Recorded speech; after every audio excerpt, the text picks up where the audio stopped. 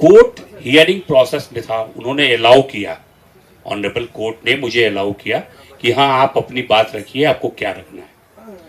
तब मैंने उन्हें बताया कि जैसा कि आप देख रहे हैं कि इसमें जो भी चार्जेस लगे हुए हैं, सेक्शन 190, 191 क्लॉज 2, 191 क्लॉज 3 एंड 223, ये सब के सब अवेलेबल हैं।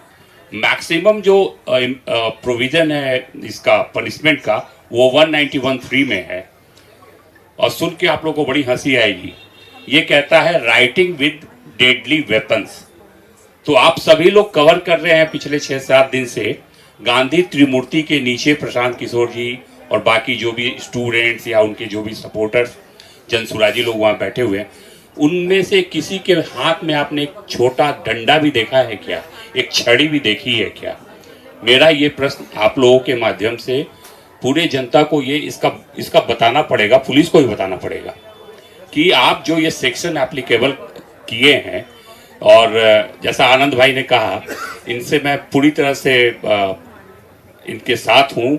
इन्होंने बहुत अच्छी बात कही कि डीके बासु के गाइडलाइंस को भी ये लोग नहीं मान रहे हैं। तो अब कैसी पढ़ाई हो रही है, कैसी ट्रेनिंग चल रही है इनकी कि कौन सा सेक्शन लगाना है, कौन सा नहीं लगाना है। राइटिंग विद डेडली वेपन्स, क्या किसी भी स्टूडेंट के हाथ में एक छड़ी तक नजर आई है किसी को? बेचारे बच्चे सुबह 4 बजे कंबल ओढ़े उस कड़ाके की ठंड में खुले आसमान के नीचे पड़े हुए हैं। अगर कंबल और मफलर वेपन है तब तो कमाल है भैया।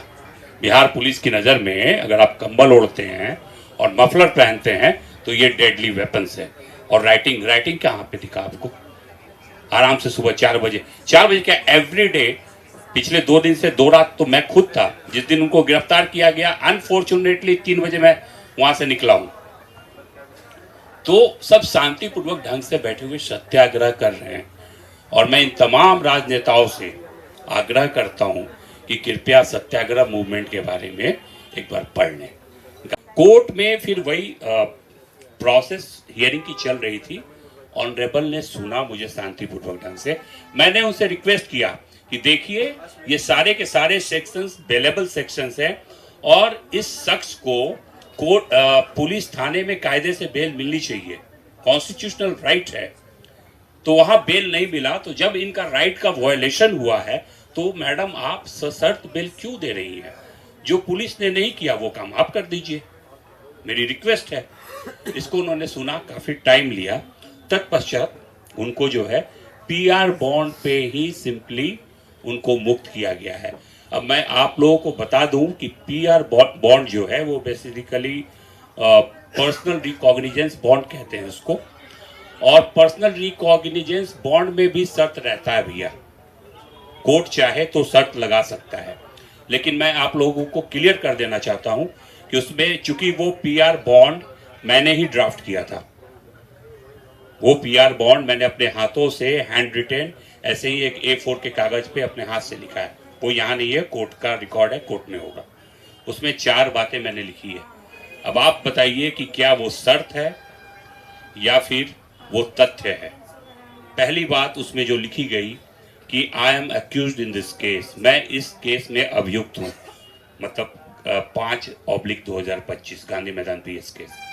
तो क्या ये बात शर्त है कि तथ्य है कि मैं इस केस में अभियुक्त हूँ? वो अभियुक्त थे, लिखा उन्होंने। दूसरी बात जो लिखी गई उसमें यह लिखी गई कि I am being enlarged on bail by this honourable court, इस कोर्ट के द्वारा मुझे जमानत पर मुक्त किया जा रहा है। ये शर्त है या तथ्य है, ये आप डिसाइड कीजिए, ठीक है। तीसरी बात जो लिखी गई वो ये लिखी गई, I will cooperate the police in investigation and face the trial. मतलब मैं बिहार पुलिस को अगर वो इन्वेस्टिगेट करते इस मैटर को तो उसमें सहयोग करूंगा, और अगर ट्रायल चलता है, विचारण चलता है, तो मैं कोर्ट में अपीयर होऊंगा।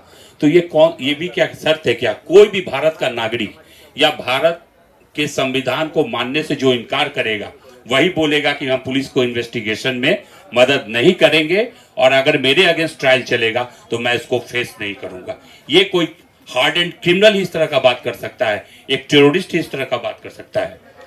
चौथा बात मैंने लिखा, अगर मैं ट्रायल नहीं फेस करूंगा और मैं पुलिस को कोऑपरेट नहीं करूंगा, तो मैं 25,000 रुपया सरकार को दूंगा। तो आप लोग खुद ही डिसाइड कीजिए कि इसमें से कौन आपको शर्त लगता है।